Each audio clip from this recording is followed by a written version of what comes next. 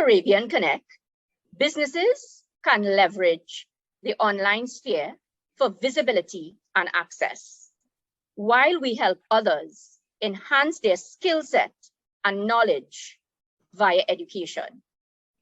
Our focus is clear: build businesses online and help persons redefine themselves through knowledge enhancement. Our platform is popular with persons who have limited time, but are constantly trying to learn something new or get hands-on knowledge. Our micro-learning workshops have helped many to solve problems in their industries. Whether you are based locally, regionally, or internationally, Caribbean Connect is accessible to you as we continue to break down barriers of access. In this Lunch and Learn series, we focus on Tobago festivals and the impact on tourism. It is with great pleasure that I welcome everyone firstly to our Lunch and Learn session.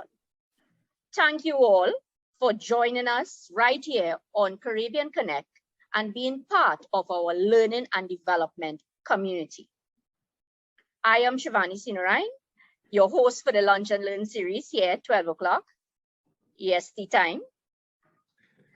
But let me now introduce who's going to be bringing some great conversation, lunchtime conversation. I'm sure most of us here, who are on the call, who's joining us on the call here, you have your lunch. I have my coffee, you have your lunch, so that we could have a great conversation listening to Mr. John Arnold, the CEO of Tobago Festivals Limited.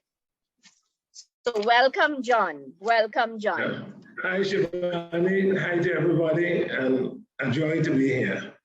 Yes, I'm seeing you here. Yes. So who is John? Who is John Arnold? For those of us who don't know him, but I'm positive a lot of us here already have seen him somewhere, have heard him somewhere. Who is John? John is a very progressive, proactive person with a strong desire for the development of society by the building of capacity. These are his two main areas of interest: sustainable tourism and the power of music and the arts in the creative sector. He has the power, he wants the power to change, innovate, and produce and see transformation, which is at the forefront of his mindset. Thank you, John, for being here. Thank you, John. So welcome, John. Thanks a lot, Shivani.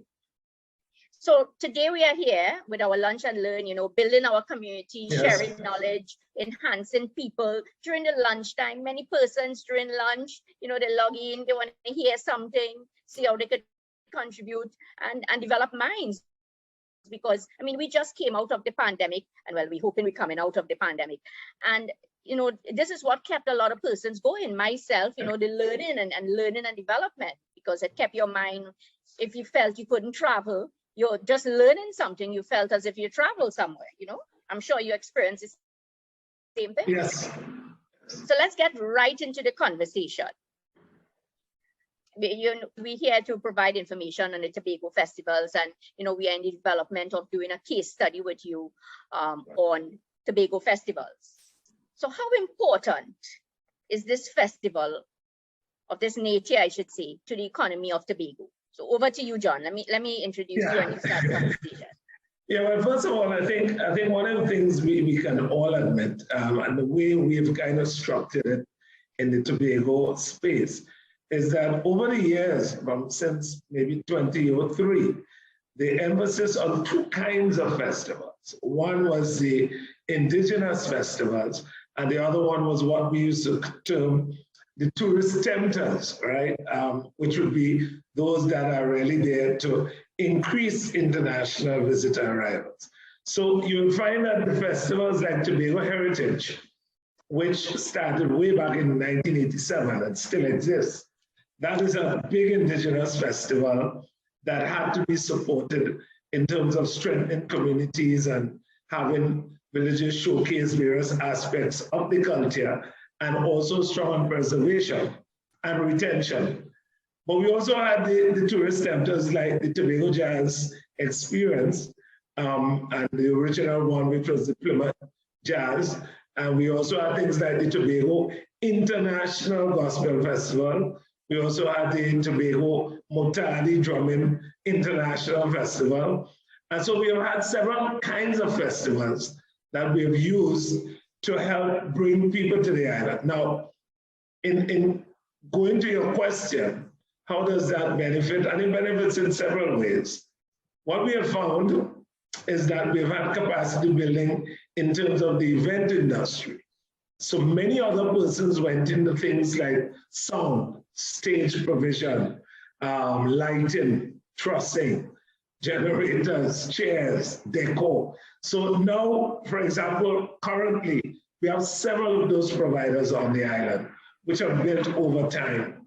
We've also been able to, in terms of the economy, there comes very peak periods when we have heavy visitor arrivals, especially from the domestic market. Trinidad is probably one of our biggest markets, contrary to the international visitor arrivals, which used to be high in the years of the 2005, 2006, when we reached almost 90,000 in visitor arrivals, right? I think we're down to 15, 16, somewhere around those kinds of figures now. So generally, I would say festivals plays a big part, both for those of us who live here, how we benefit, and also in terms of tourism, the spin-off effects, the groceries, the restaurants, the accommodation sector, guest houses, B&B, the villas, right, and the hotels. In a nutshell. Thank you, John. So you brought up some great points in the different types of festivals, a lot of the indigenous-based festivals, things like Tobago Heritage, many different types of festivals, and how it really contributed to tourism, and it continues to contribute to tourism. A lot of the different industries, events, this is major events for the economy. A lot of spin-off industries can come out of it, a lot of spin-off industries. So what can we learn from this festival to improve tourism generally? From your experience over the number of years that you have been in this business, what are some of your learnings that you could learn, that you can teach us for tourism, really? Tourism.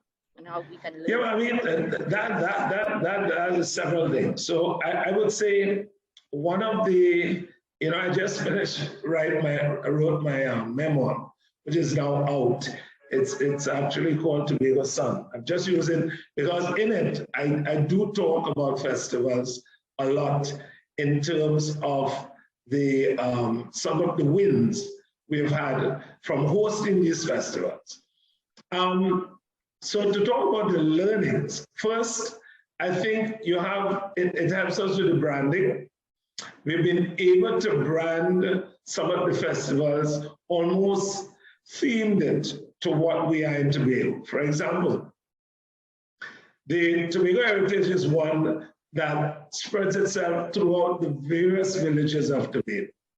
So one gets to not only see the picturesque landscape and all that, but they also get to experience the unique, I would also say the dialects, also the culture, the various subcultures that exist in Tobago. The experience you will have in the village of Charlottesville, Castara, Lansfomé, Plymouth, Boku, they're all varied. Second thing about the festivals, we have also been able to have really key infrastructural development, Shore Park Complex, the Boku Integrated Facility, right? Which are now two of our key venues that now can host myriad events. As a matter of fact, Shore Park Complex was created not with a fixed stage, but with a mobile stage so that you can have exhibitions, you can have You can have expositions. You can have meetings, all right? So that even the floor space can be used even for things like international sport meet. So it's a very varied kind of thing that we found that the infrastructure is also there to help support some of the festivals. The third thing I would say is going back to the capacity building, which has been big because now you have various sub areas coming out. They're now wedding planners in Tobago who are event planners specific to that niche, all right? But again, all of these people develop coming out of the hosting of several of the festivals. And over the years, we've moved from maybe 1 or 2 state suppliers to now I think we have like 4, 5, 6 state suppliers in Tobago. That's also key. The fifth area is training. We have many more event planners in Tobago. I used to lecture for Atalokja during the game period for event management. And we had several persons who are now operating in the space. The House of Assembly now have event coordinators in various divisions to help them in proper project management and event planning. So there are several learnings that we have gotten from it. And I think we've been able to have what I call better best practice. Thank you, John. So, you mentioned about 4 points there that just triggered a lot of conversation now with me, right? And I'm seeing a couple persons on this call who I know will just jump in at any moment now to ask a few questions here. I'm seeing Alwyn. So Alwyn, I know will want to jump in for a few questions. Things that came to my mind when you were talking, you said about infrastructure development, and the importance of these festivals and designing these festivals and how you could have infrastructure development because of it. And now you could use a lot of these buildings for other things and, more income can come from it. So infrastructure development, we all want to see development in our country and promoting more tourism. So infrastructure development. You also mentioned about capacity and some of the learnings where you spoke about events coordinators, events managers coming out of this, creating more industries. Suppliers, Suppliers also, a lot of suppliers came, were given jobs. So, you have jobs because of the festivals. And, I think my favorite is the training aspect, right? Because you know me in terms of training and development, learning and development. So training where from this now, it's really indigenous based training where you learn something from the community and then you develop training from it. So it builds better capacity whereas we are only bringing things international, but we are looking things from a local perspective and how training can contribute. So you mentioned about 5 points, and then you also spoke about project management and different projects. So it's bringing me into the next point here. But if anybody would like to ask any questions, feel free to say anything, ask anything in the chat, or if you want to open your mic, we can stop here before I continue with the conversation, and you could ask anything. Alwyn, you want to ask something? Yeah, so I do have a question, but I don't know if now is the time to ask it. Well, hi, John. Thank you for sharing today. And it's a pleasure to see you again. We met a very long time ago when you were involved with a couple of the state boards, I think it was. In terms of all the capacity that has been developed on the island, in terms of a lot of the resources that you just mentioned, right? One of the concerns that I've always had is, we develop all of this capacity, all of this resource, but we have to have enough activity to sustain it, right? And I wanted to kind of get your thoughts on that because I'm looking, I think earlier this year I was looking at a case study, not necessarily on Tobago, but in terms of tourism across the Caribbean. And Tobago is just one of many products throughout the Caribbean. And a lot of territories are seeing declines, right? Not necessarily like massive declines, but they are seeing some downward trends where like the travelers that we would have seen like a decade ago are switching to other products throughout the world, and it's causing some of that activity to trail off. So I kind of wanted to get your thoughts in terms of, yes, we've built all of this capacity on the island, but how do we sustain it in the long run? Especially when we do see a lot of things happening in terms of promotion of Tobago as a product, in terms of promotion of some of these small businesses and other entities on the island that we've developed. You know, how are we going to maintain that long term? Yeah, well, so I mean, that is a question I wish we had all of the hour to talk about. But let me see how I can put that in a nutshell. So I think one of the lucky things about Trinidad and Tobago is that Tobago, as the tourism island, right? Trinidad is also a tourism island, but there's such a strong emphasis on business, conference, meetings, that yes, Tobago is the one that's known for the sun, sea, sand, and all the adventure and all the other things.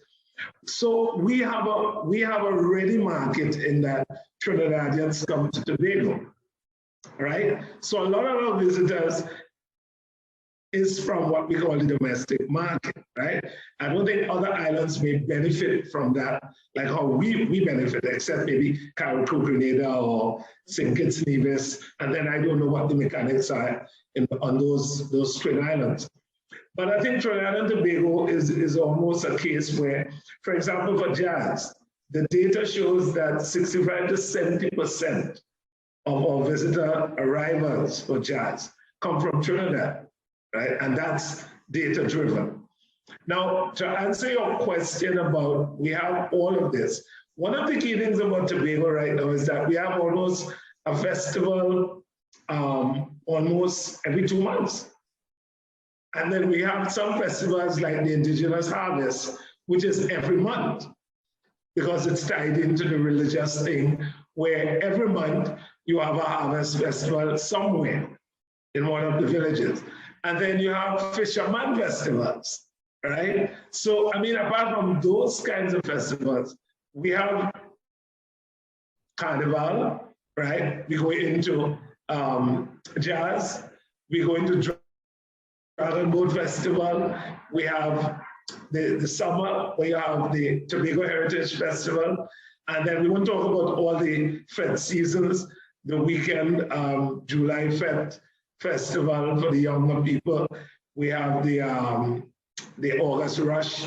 I forgot the Spring Break Festival for those people. I forgot the actual name.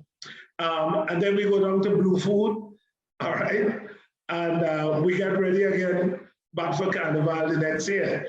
So there's always something happening. Now we are now thinking about some other festivals, like the Tambourine Festival, because we want to start looking at preservation and retaining some of those, a lot of the tambourine players are dying. So this frame drum, which is similar to how Tassa and Dolak is to Trinidad, is indigenous to Tobago. It's not found anywhere else on the earth. So we want to now focus on doing a festival to that. We're also talking about a food and wine festival to bring back an old culinary festival that we used to have several years ago. So the idea is that by having these activities, we create a reason to come, and then you can now enjoy the other things we have in Tobago, whether it's to go and look at the bioluminescent algae, whether it's to go and dive in Speyside, whether it's to go Buku Reef, whether it's to go in the rainforest, whether it's to go Little Tobago. We have a lot of things to do. But the idea is to find things to attract you, to make you and tempt you to come here. But I agree with you, we have to look at those other areas of airlift, right? How do you attract airlift? We just heard Virgin has discontinued its direct flights to Tobago again because of the numbers. So we've got to now address those kinds of things. And you are right, there's a much more discerning visitor now, that's especially post-COVID. I think after people have seen so much online, they now have so many options that I think even the way you market will have to be different moving forward. Thank you, John. Thank you, Alwyn. So, Alwyn, you brought up some good conversation in terms, and it also, again, another point came to my mind where you mentioned, and I think John mentioned it also, in terms of where the persons are coming a lot for these festivals. You know, you're coming from the Twin Island, you're coming from Trinidad, the data is showing that. So it's excellent to know things like that, that the idea is how would we sustain? How would we sustain? So we know that there are a lot of different things for the international market that we need to probably do. But in the meantime, of course, we see that there's a ready-made market from Trinidad for these festivals, and the data is showing you this. So great points. So for those of us who don't know Alwyn right now, Alwyn is still in Suriname, right? So thanks for joining in. Project management student. Nice, yes. He's in That's Suriname. A great place. Yes. He's a project management professional. Yeah. So, you know, he's into these projects and management consultancy. So great. So John, continuing our wonderful conversation here. And as I said, anyone else, feel free, open your mic. You can just start any conversation you want with us, or you can type something in the chat and we will definitely take the conversation. Continuing. Great. So, of course, as we mentioned, part of our discussion here is the development or to build a case study with project management and the Tobago Festival. So, this is a project, Tobago Festival. It is definitely a project.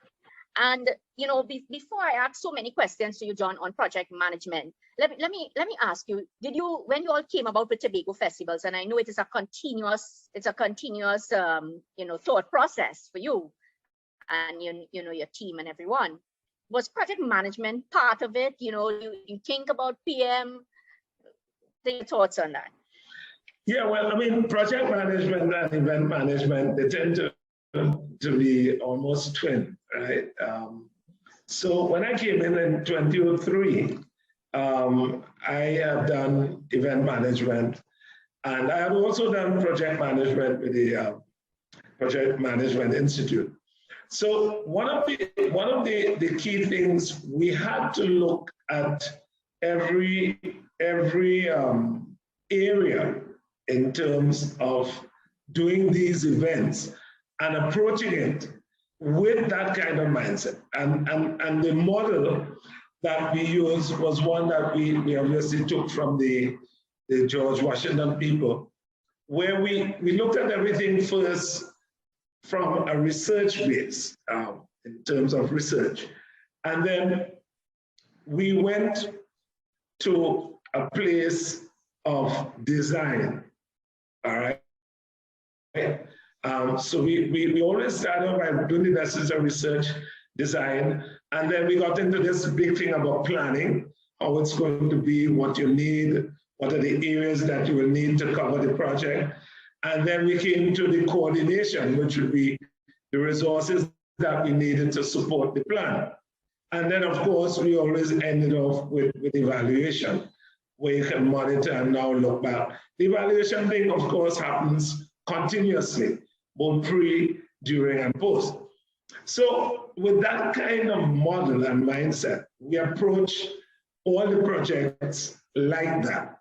Because what we found is that by using a model, it allowed us to really be able to get serious success and efficiency. Because the idea is that if you stick real close to that plan that you came up with and you address the issues of design, all the 5 W's will get covered, you know, who, what, why, where, when, and so on. So I think basically that was what we had to do. And then timeline, of course, became very critical in all of that, and working backwards and all that. And really now what we have is a commission that's now a full-fledged company that's formed in 2019. So we moved from committees and agencies and so on to a full-fledged company that now has a core mandate, has a mission, has a vision, and we now have departments. There's an event department that operates project management. There's a procurement department that looks at best practices. There's a marketing department. There's a finance department, right, that deals with planning and reconciliation and so on, and budgeting and so on. And we also have a human resource department. So we work as a kind of real solid team, but the events department is our heavily resourced area because we have event project officers in there, we have event officers in there, we have field officers and so on in there. And basically we try to approach all of these. While we're working on one project, we're on another, right? So it's like that. We are working all the time and constant reporting. And basically I'm just the conductor of the orchestra. That's it, yeah. Well, John, you said you are just the conductor. That is the role, that's the project manager's role, the integrator, the integrator. Without that person, nothing could happen. Yeah, correct. Yeah, so it's really kind of keeping everybody and making sure the delegation and all the work that they're doing, that they keep it.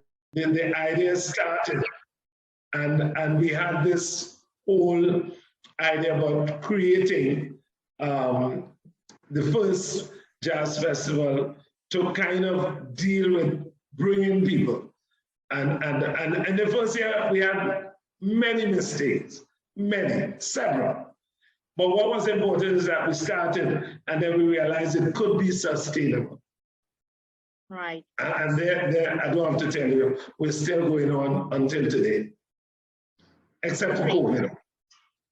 Major point there, John, where you spoke about how did the idea come about? You ideated, and sometimes I talk about it all the time in projects.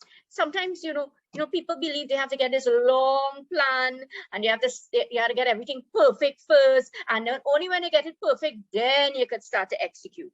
And guess what? By the time you execute, that plan obsolete, right? That plan obsolete. So what you are saying, we start with a chunk. That's the agile way of project management. You have an idea, just roll with the thing. I don't know why we don't have that way of thinking, John. And I guess that is a different mindset. That is a mindset that we need to inculcate.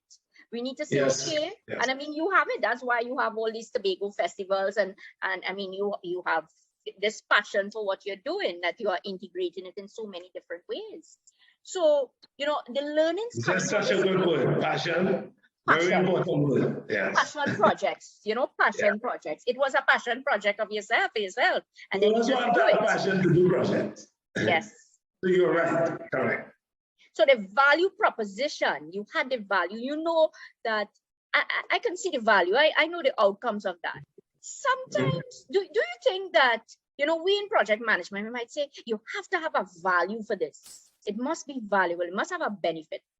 Well, it may be a benefit to you and you just roll with it, and then it turns into something bigger than you expected, So I always tell persons, you have an idea, action it out, form the project, test it, evaluate it. You don't know. If you don't do it, you'll never know. You'll never know. So learning from our simple conversation here, John, in terms of project management, you have to have an idea, and ideas come from all over. You just observe. I myself, people might feel in work by me, they might say, Shivani don't really be doing anything because she's always MBWA. Well, you know that term, managing by wandering around. But I tell persons the amount of ideas, if I'm just walking around, I get so many ideas. I like to go rituals and coffee shops. And you just get ideas. I'm a creative, so the idea thing always, I mean, I'm in music and culture, so I'm always creating.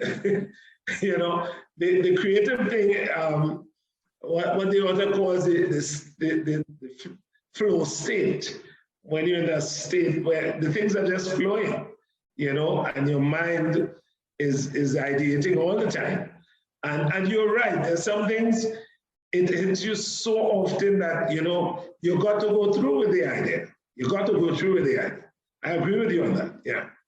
So I love what you said. Many key takeaways so far for me, and I know for the audience here too, would be value proposition. Just ideate. You might have a small idea, and you might be thinking to yourself, "But wait, that's too small. Let me get many other things perfected and then roll." We said no. Test it first. But something that I have seen too, I wonder what you think about this term, a generalizing specialist. What do you think about that term, a generalizing specialist? You agree with the generalizing specialist? I am, well, I want to make sure that we're on the same page. And we're singing in the same key. The generalized specialist for you, is it that you're saying someone who has complete general knowledge about several areas, but they are now specialized? For example, you can have an event coordinator who has done all the courses, but now they're focusing on meetings, or they're focusing on weddings. So that they do know risk management, they know planning, right? They know budgeting, they know all those things, but now they're specialized. Is that what you mean when you're making the term? So generalizing specialist. Right. So generalizing specialist, you know, we have a joke about it in project management, where you may not be the subject matter expert in a particular area. You're not the SME, but you know a lot of different things. You know, you know a lot of different things. So you're not the SME, but you could manage. So for example, I manage a lot of projects, and I am not the SME in that particular area, but I am a PMP, I'm a project management expert. I consider myself that. I understand the governance structure and how to run projects and resources and all those things. But I am not the SME in all the areas, maybe in IT, maybe in certain areas, but definitely I'm not a subject matter expert in the creative industry like yourself. I'm not an SME in that. But I hope that you think that I could run a project by you in terms of the creative sector. So, you know, what is your experience? In that context, yes. Sorry, what you said? In that context, yes. That you could be a generalizing specialist, the project manager. In that context, So again, you know, we speak this a lot, that you don't have to know the subject matter that you are managing, that you are leading. And sometimes you are dead on. So now I'm with you, because I may not be a wedding expert, but if you give me a wedding to do, I can do a wedding. You know what I mean? I may not, because you're still applying the same basic tools from what you're doing in event and project management. The tools are the same. The questions you're going to ask are the same. The way you're going to approach it is going to be the same. Yes. You know? Very true. Yeah. Very true. So great. Similarly, you know, if I ask you to arrange a festival for me in Trinidad, I am sure you can do it, even though that's not what you do on a daily basis.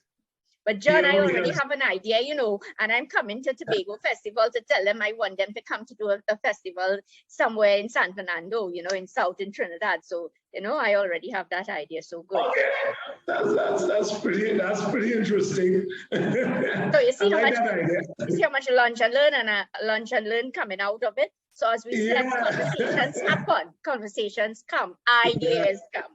And something in project management. So you may have the idea, as you said, you may have the idea, and you mentioned it too. You have the idea, but you do not have you are not a subject matter expert. But guess what?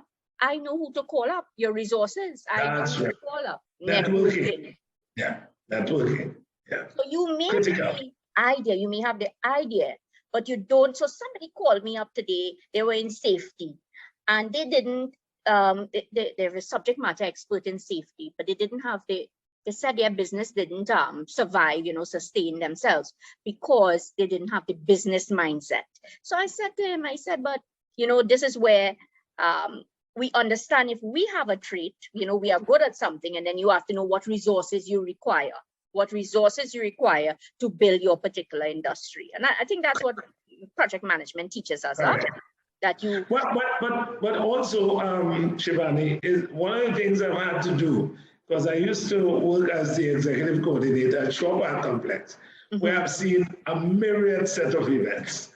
And one of the things in giving people advice is that people need to know there are two critical things in doing when you have these ideas, or especially for festivals or events I'm talking about, is both the demographics and the psychographics. So it is critical. For example, I'll give you an example. There's a lady who called me and she says, you know, we want to do an opera in Tobago. And my first question was, what is your financial objective? If your financial objective is that you just want to do it for those who like opera in Tobago, which would be a few people, then no problem. If your objective is to make profit, that's a different story. So I was able to tell her that you want to make money, I wouldn't suggest you bring the opera to Tobago, because the opera does not have a large following of persons that will make you make a profit on your show in Tobago, right? So I found that people come up with all kinds of ideas, all kinds. We've had people come, and I've seen them do it, try to have what is called a hair festival, where you do styles of barbering, styles of hair, all kinds of things, anything to do with hair. And I would sit and I would say, well, did you talk to the stakeholders in Tobago, all the barbers, all the hairdressers? Because that's critical. But if they don't support you, who are the people going to come to that kind of festival? So I think critical to all of that with having an idea, and I've seen all kinds of people come to me with ideas. Breadfruit Festival, Cassava Festival, all kinds. We have to now sit and say, well, exactly what you want to achieve. It's a great idea, but again, you've got to now do the homework, because you certainly don't just want to do the festival and there's nobody there, you know? Yeah. So I think the demographics, you have to look at that, and you also have to look at the psychographics, the way people think. A simple thing like religion in Tobago is a critical consideration for any event, you know? So you've got to look at that, yeah. I like the point you mentioned. Many persons, again, you have the idea, but you have to do research, and that is the first thing you spoke about. Correct. Your research, your model, your mindset. Did you really do research? So you have to have a strong, you have analyzed the thing properly. Speak to people. You said stakeholder management. That is definitely projects, part of projects. Yeah. Do you know the stakeholders? Do you understand the stakeholders? Did you really do benefits? Right? And as you said with the opera, if it's for profit, it may not work in Tobago, because not everybody wants it.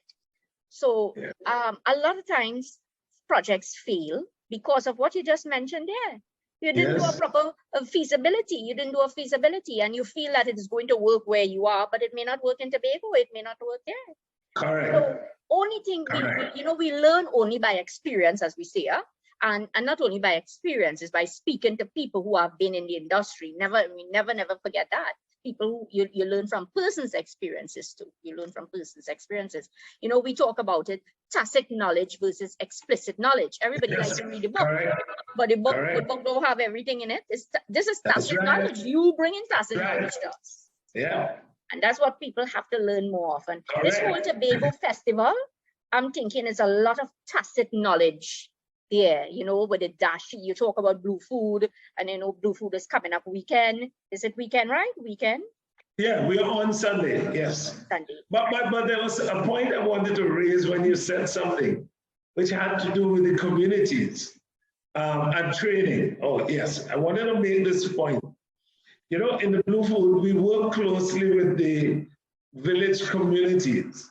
As a matter of fact, what we do is a committee is formed that combines members of the communities along with members of our event team.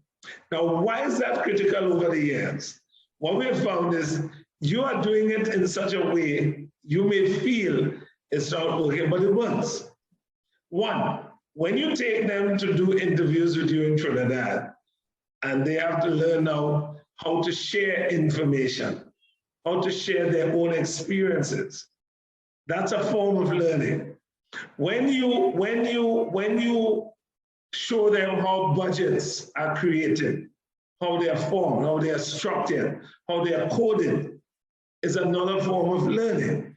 Because what you're doing is actually passing on to them knowledge in an informal way and formal, yes, but Yes. they can also apply it in their village situation, with their own village council, how they approach their own little concert or whatever they're doing, how they approach it.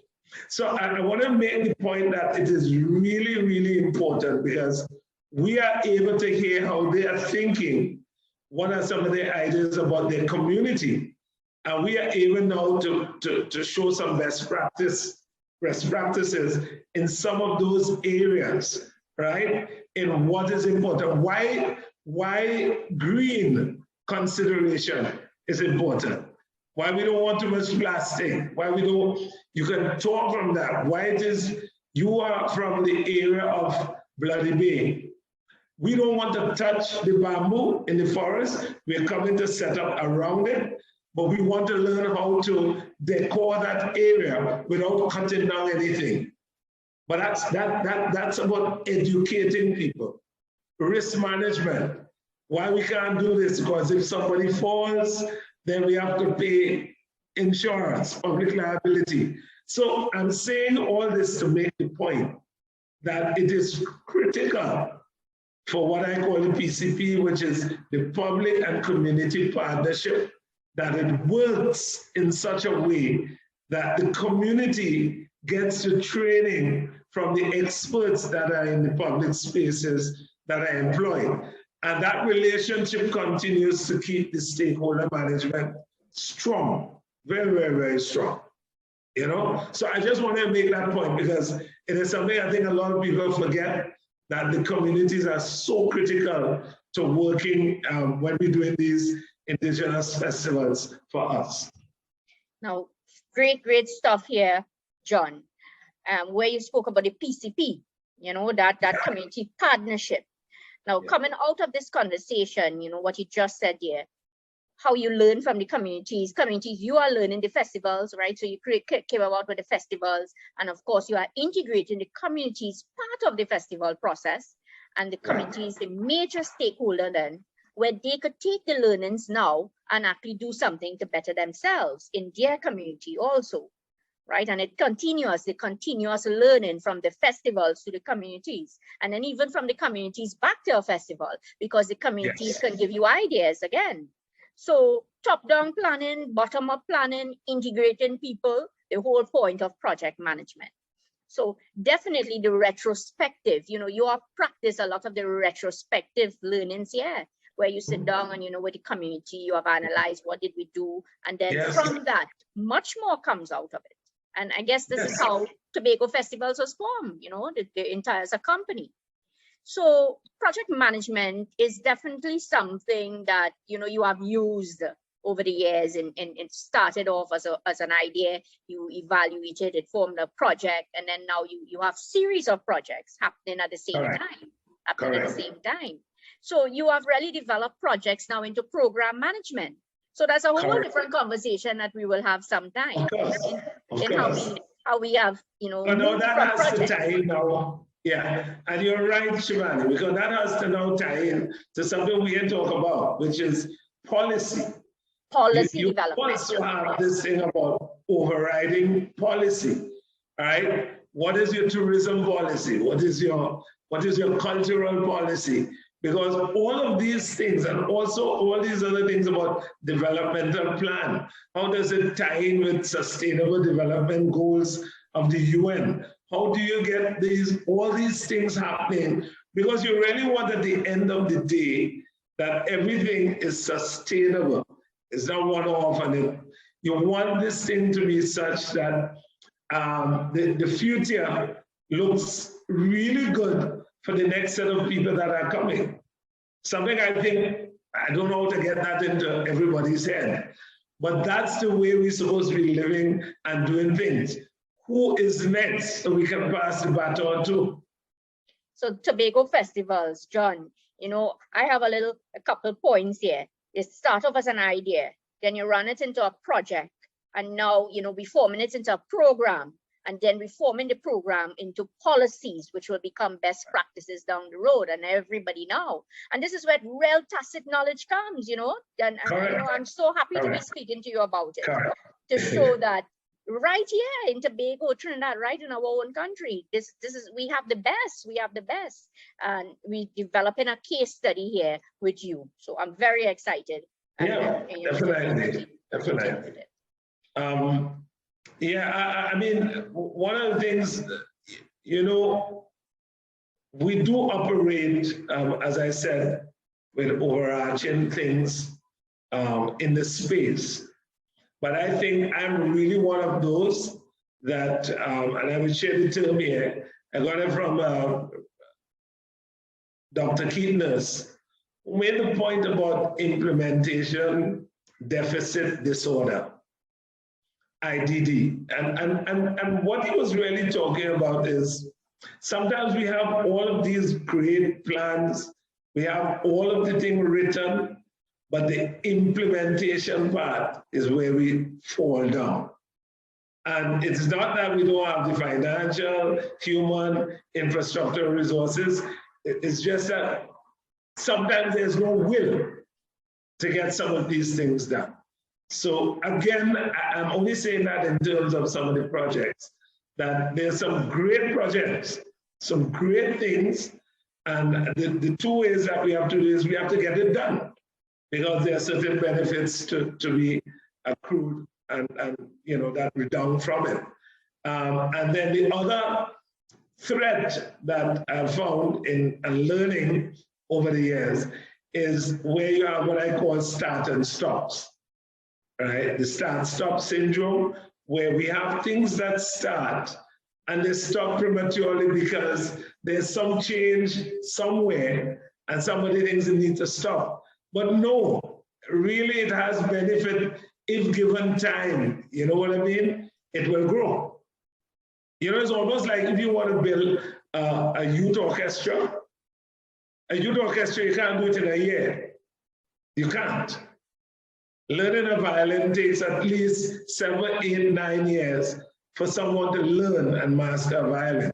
So to plan that, if you're going to have that as a project to get that over, you're going to plan it over time. Yeah. And sometimes that is the kind of patience we don't have with some of the projects. I'm just talking some general learnings here. And I think once we can get some of those things, I think we really, really, and you're right, Trinidad and Tobago is loaded with talent. Oh, by the way, and creativity. Creativity. Most creative people. I mean, you look at any bacchanal, look at how those memes come out in tutus. Yeah. You have to think. Those memes just, people is almost like they're just sitting waiting on anything that happens in this society. They can create a meme from it in less than 12 minutes. Yes. Yeah. Creative, very creative. Creative. John, I was listening so attentively, because you said something there with the implementation deficit syndrome. I love that word, right? Yeah. Now, I think sometimes it has a lot to do with our teachings, right? Our learnings, because when we learn project management, persons will always think, well, you have to plan. You're being taught to plan. And as I tell students of mine, I always tell people, and in all the projects, in any forum I get to talk it, I'm happy to talk it.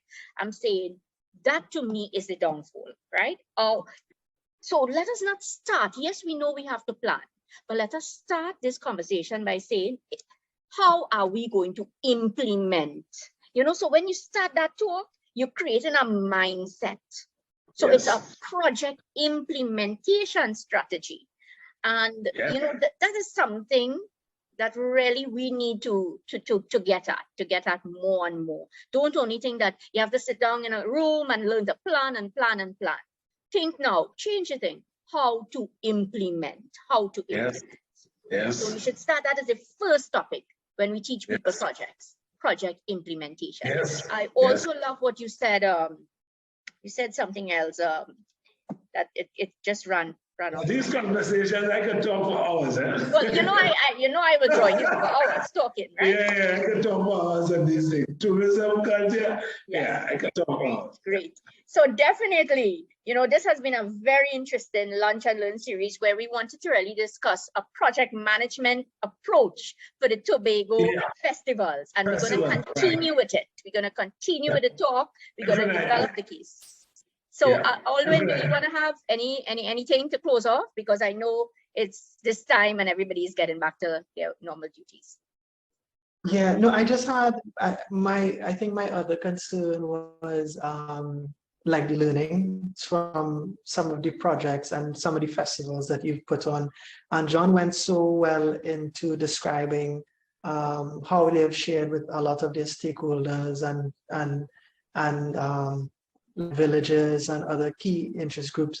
But one thing that I didn't hear you mention, John, were some of your partners, right? Like I'm not familiar with how Tobago Festivals Limited is set up.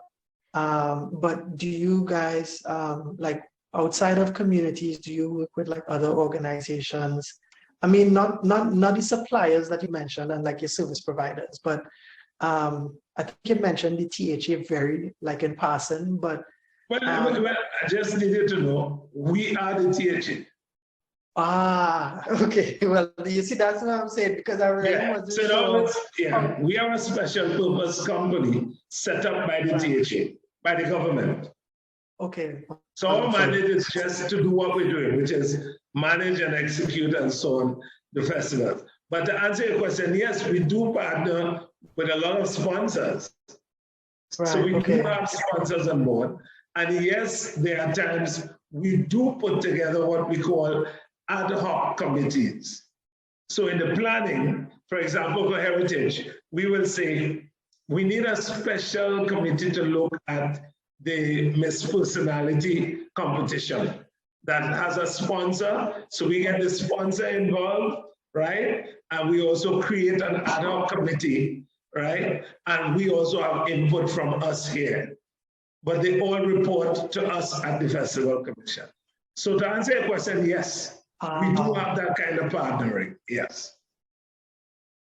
All right, well then I would have to go and sit and learn a little bit more, because I mean, today was, I learned a little bit today about what you guys do, and I wasn't aware that it was formed on its own entity. So it will give me some reading to do. Yeah, so that's good news. So I'll go and sit and.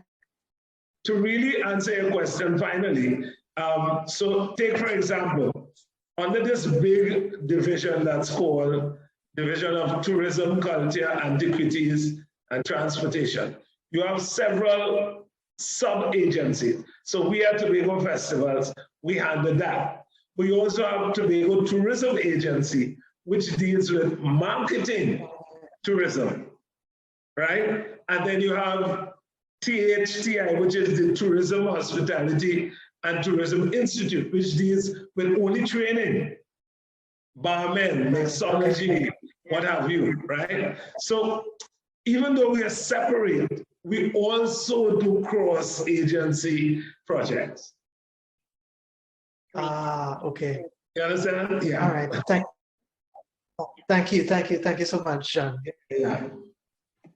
So John, anything to close off with? Anything to close off with Blue Food? I mean, you want to tell anyone anything? Yeah. We're inviting everybody. If you can make it, Blue Food this Sunday, come up. It's a great time. We have several things there. And you will taste things you never tasted before. If you never had Dashin ice cream, Dashin Kumar, man, you say anything with Dashin, you can find it there. Dashin sweet bread, Dashin wine. Yes. I tasted the wine, it was good. Yeah, Dashin, right, and Dashin, you name it. Yeah. So we want people to come up, and we have great entertainment. We have Sherwin Winchester, Ronnie McIntosh, everybody, really a good evening with steel pan, drumming, dance, the whole ones, So I think it's a real family affair, and we really invite anybody who can make it. Come down from Suriname. Alwyn, Suriname, yeah. Come down from Suriname. Take a flight now. By the way, Suriname is great, boy. I did a Carib Festa there, and it's a place I fell in love. I have to come back. Yeah. Great. Love it. So thank you, John. Thank you on behalf of Caribbean Connect. Wonderful conversation. Lunch and learn. We continue in the Kung Fu. Thanks again, everybody.